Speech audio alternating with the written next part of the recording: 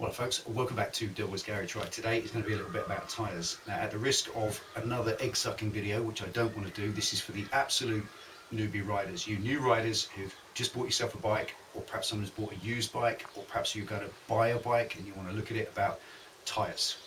It's about how much tyre wear your bike can tolerate, how your tyres are wearing, and when they need replacing. And I've got a pair that need replacing on the Bandit, but on Hayabusa they are worn, but they don't need replacing yet. So I'm going to show you very quickly one particular thing about tyres, how to tell whether they're worn out. You'll go to your tyre shop and your tyre guy will always say to you, yeah, replace them mate, yeah, always replace them as a pair. These guys are selling you tyres, they've got a vested interest. As far as I'm concerned, I want to try and give you a fixed method, a fixed bona fide mathematical way of determining whether your tyres need to be replaced or not, and then you can decide for yourself whether the guy in the shop's telling you the truth and he's being correct, or whether indeed he's just trying to sell you a tyre and make himself a bit more profit. So there we go, that's what this is about. Stick around, stay tuned, I'll show you what we've got. Okay, just covered the plate up so it's not distracting, big bright yellow thing. Now I want to show you the back tyre. This is the back tyre of the Hayabusa. We're just looking for how worn it is. Something that we're looking for that's extremely important is this here. I'll find another one. There's another one, and there's another one. You see these little bars here? It's kind of a raised section down in the groove of the tread, and when all this rubber here is worn away, that becomes level straight across. You just see groove to there, no groove, and then a little tiny dot. And if we come around, just demonstrating what these are, there's another one. You get them on the sides here as well. If you can see it, you see, Pen? You see them in the lens there. There's one there as well. Now these, they're called wear bars, and the purpose of a wear bar is to show you how much wear the tyres had. It's in the name.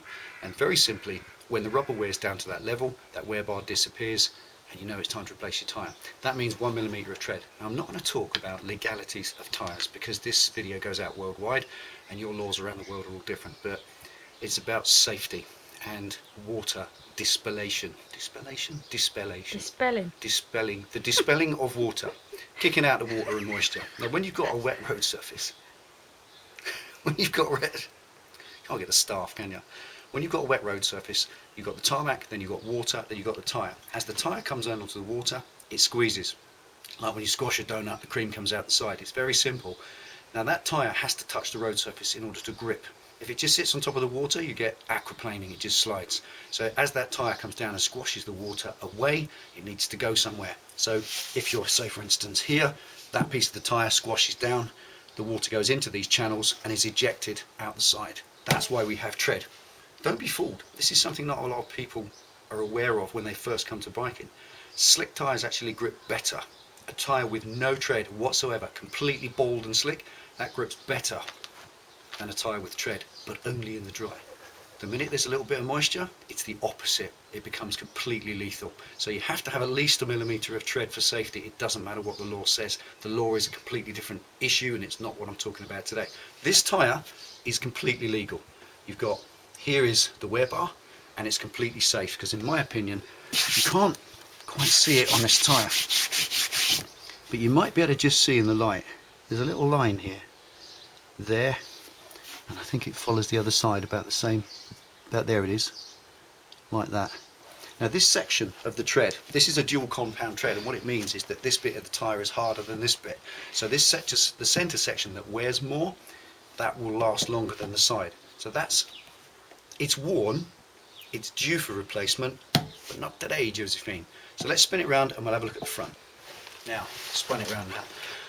Front tyre, here we go. To take a close look in, we're going to look around the front tyre. We've got a little bit of tread there. There's a wear bar, those things we talked about, and it's not worn down to that yet, but that's in the centre. Now on a front bike tyre, they don't wear in the centre like the rear does. They wear here and here from the cornering forces, and you can see there is visible tread on the corners, but look, you can see there is visible tread about a mil, if a mil, not even that. So this tyre, as you can see, this tyre is worn pretty badly, but it's not worn out. I reckon this tyre's got about 200 to 300 miles left, and that will be careful mileage. This is the main point.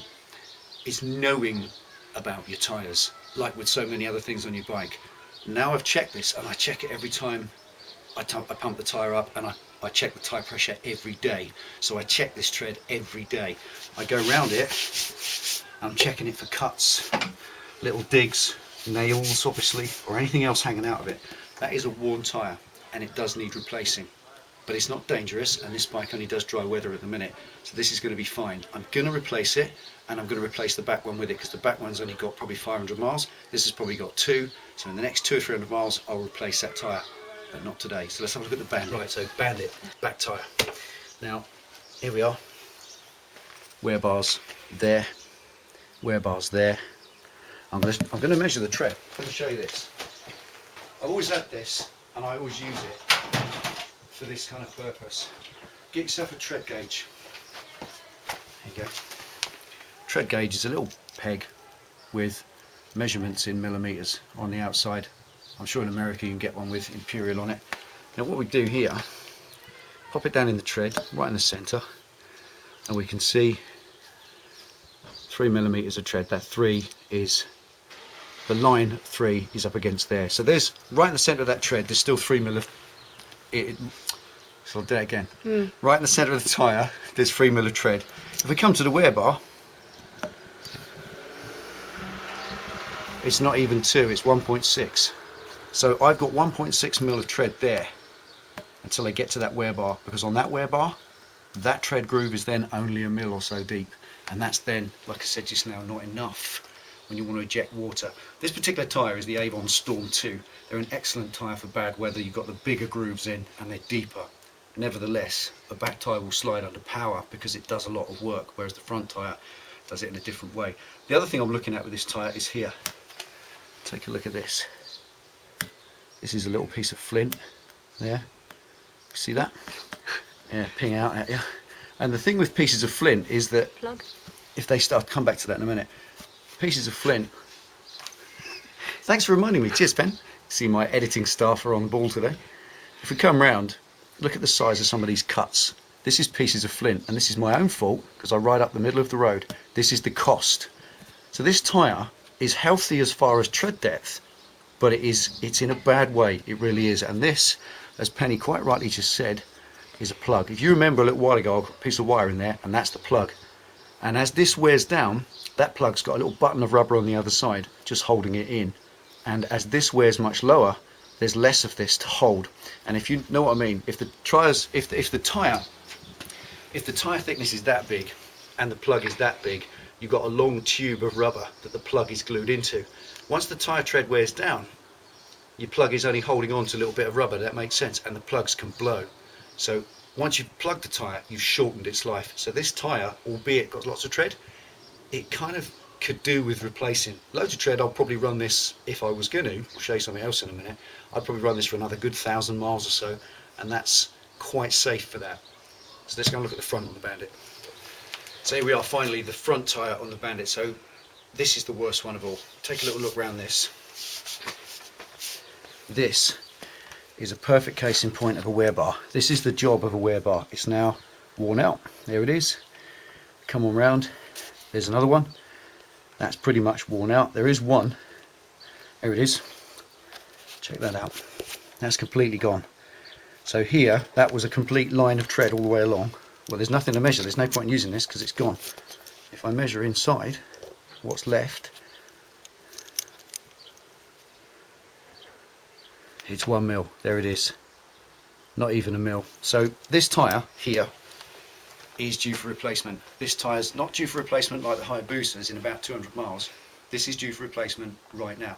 Something else I want to show you, just finally on this. Come in and have a look down that way. You see this flat edge? If you can, that's it.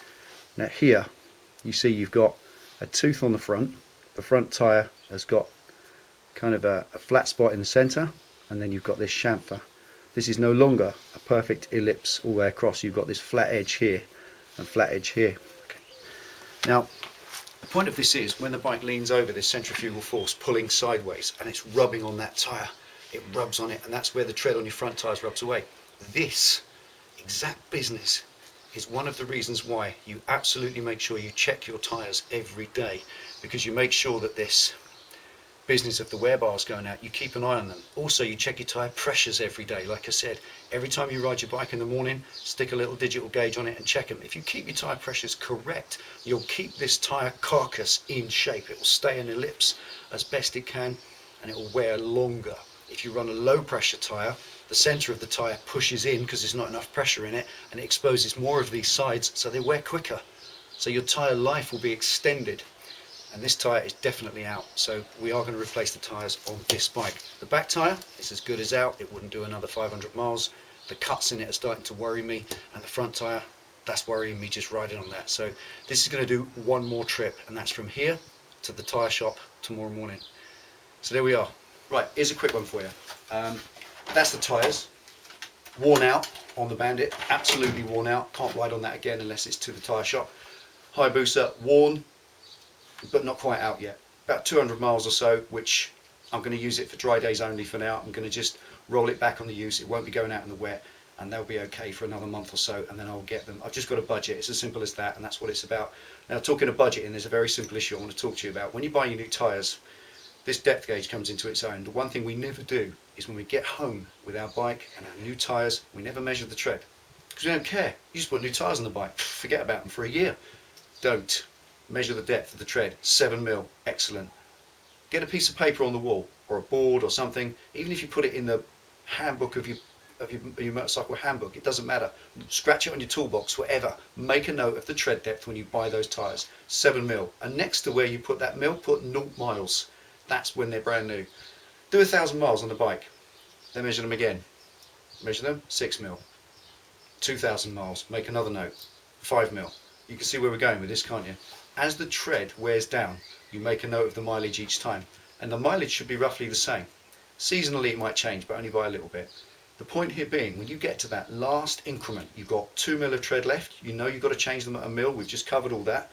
You've got 1 millimetre of tread. You know how many miles you can ride on 1 millimetre of tread because you've been checking. It's all on the wall, it's all written on your toolbox. So then you know that's how long you've got to save up for a pair of tyres. Because they're not cheap. The tyres for the Bandit tomorrow are going to cost me £240, including the VAT. They're well worth it, but that's the point. That's why I can't buy the tyres for both bikes. I have to budget and stretch the tyres on the Hayabusa a little bit further. But you have that time. You also know how many miles you do a week. So you can tell in time. If you do some maths, you can actually work out to the month, at least maybe even to the week, when you're going to need those new tyres. So start putting the money away. Because there is no excuse to say I haven't got the money for the tyres at the minute, so I'm riding on bald ones. No excuse. You've had 7 mil of tread to work that out. So use your depth gauge. That's the good thing. And you can pick these up for a few pounds. This was, I think, £3 in one of the DIY stores. And your pressure gauge as well. Keep your pressures up. So that's the point.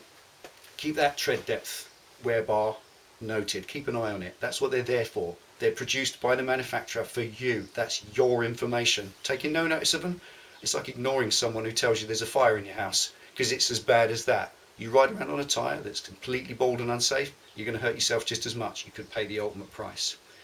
It's all about knowledge. That's what I'm trying to say. Keep yourself aware of where your bike is, what's happening with your machine, how it's wearing.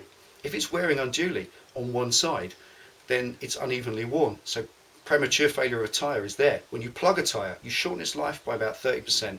Some people don't even like to plug tyres, but I'm not going there. That's another conversation. So that's all for now. Very quickly, tyres coming on the Bandit. I'm not going to tell you what they are. I'm going to keep that secret till I show you in the next video. NT8 knows what they're going to be, and I can't wait. I really can't. They're going to be the most mad thing I've ever had on a bike. I hope they're going to grip. I hope they're going to last. We shall see. I shall see, and I shall share it with you as we always do. So there we are. Take it easy. Ride safe. Join us for the next video, and I'll show you the new tyres. See you next time.